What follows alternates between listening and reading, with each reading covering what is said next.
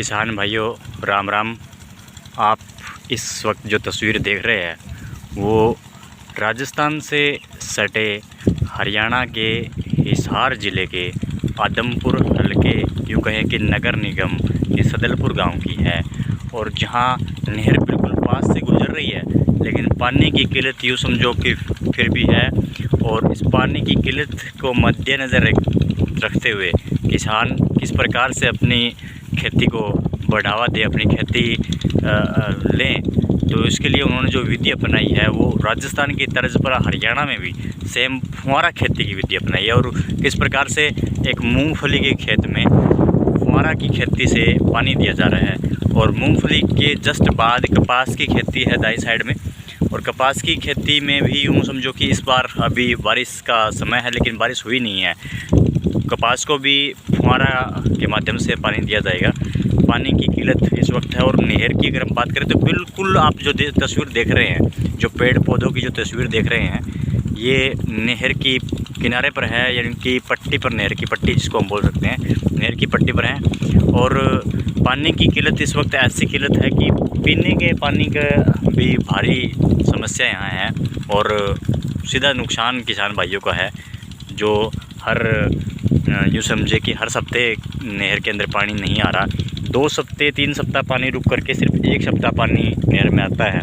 और उस वजह से पानी की समस्या का भारी सामना करना पड़ता है। जैसे घर में पशु है और भी पानी की बहुत सारी खपत है, तो उन पानी को मोल का पानी यानी कि ट्रैक्टर के माध्यम से, टैंकर के माध्यम से अपने कुंड में, डिग्गी में पानी डलवाया जाता है। और वो पानी बहुत कम टाइम तक चलता है। यूँ समझे कि एक टैंकर पानी है वो 2 या 3 दिन चलेगा। और टैंकर का रेट इस टाइम जो हो जाता है वो करीब 1000 रुपये के आसपास हो जाता है। तो ये किसान अगर हम देखें तो मुसीबत का सामना करना उनको पड़ता है। और लास्ट टाइम में किसान जो है खेती स्टार्टिंग से अच्छी नज़र उनको आती है जब मेहनत करते हैं, आखिर में उसका परिणाम जब वो निकालते हैं तो उस टाइम तक कितने सारे रोगों का सामना करना पड़ता है। और अंत में सारे खर्चे अगर हम लगाएं तो खर्चे निकाल करके जो इनकम है वो शायद ना के बराबर ही होती है। इसमें ज़्यादा कुछ इतना प्रॉफिट किसान भाई नहीं ले पाते।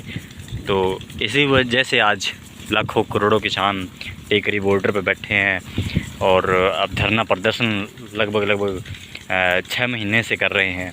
तो क्यों कर रहे हैं? क्योंकि एक उचित दाम उनको मिले। जो एक नया विधेयक सरकार लेकर के आई है, वो काला कानून जो लेकर के आई है सरकार, उस कानून के ऊपर हम बात करें तो वो कानून जो है वो ऐसा कानून है जिसके अंदर फ़िक्स प्राइस कहीं भी नहीं नज़र आ रहा कि फ़िक्स प्राइस ये रहेगा। और किसान के लिए इसमें यहाँ इस प्रकार से बेनिफिट है, इस टाइप का है नहीं। और उन लोगों को जो MLA MP हमारे देश के चुन करके जाते हैं, बड़ा दुर्भाग्य है कि वो जब चुन करके जाते हैं और जाने के बाद में वो किसानों के ऊपर लाठियाँ डंडे बरसाते हैं, किसानों की सुनते नहीं हैं, बात नहीं करते उनसे। और वो जब विपक्ष में होते हैं, जब वो सरकार में नहीं होते, तब वो लगातार किसानों के बीच अर्धनंगन होकर के प्रदर्शन करते हैं, कपड़े उतार करके, पूरे कपड़े उतार करके प्रदर्शन करते हैं। वो किसानों के साथ और किसानों के मसीहा बनने की बात करते हैं। चाहे वो पार्टी किसी का हो, चाहे वो जब विपक्ष में रहेगा तो वो हमेशा किसान को बरगलाने की बात करेगा, किसान को अपना हितैषी बताएगा। लेकिन ऐसा कुछ भी नहीं है। जैसे ही वो सत्ता में आता है, सत्ता के नशे में वो चूर हो जाता है और वो सब कुछ भूल जाता है। लेकिन किसान वहाँ जहाँ अपनी ज़मीन पर रहता है, ज़मीन से जुड़ा हुआ आदमी होता है किसान, और वहीं रहता है। और अंत में सिर्फ वो अपनी मेहनत और उसकी मेहनत का परिणाम भी उसको नहीं मिल पाता अगर हम सही मायने में देखें तो। और वो हर जगह, हर लोकेशन के ऊपर उसको सिर्फ धोखे के अलावा, एक जोजे के अलावा कुछ मिलता नहीं है किसान को। लेकिन किसान एक कहते हैं कि जब अगर राम राज्य रहे तो थारो के बिगाड़ेगी सरकार, वो एक कहावत है, ठीक है। तो उस कहावत के ऊपर अगर परमात्मा अगर खुश हो किसान के ऊपर, किसान मेहनत अपनी ना छोड़े, लगातार मेहनत करता रहे, तो एक दिन वो रहेगा कि आखिर में वो फैसला किसान के हित में होगा।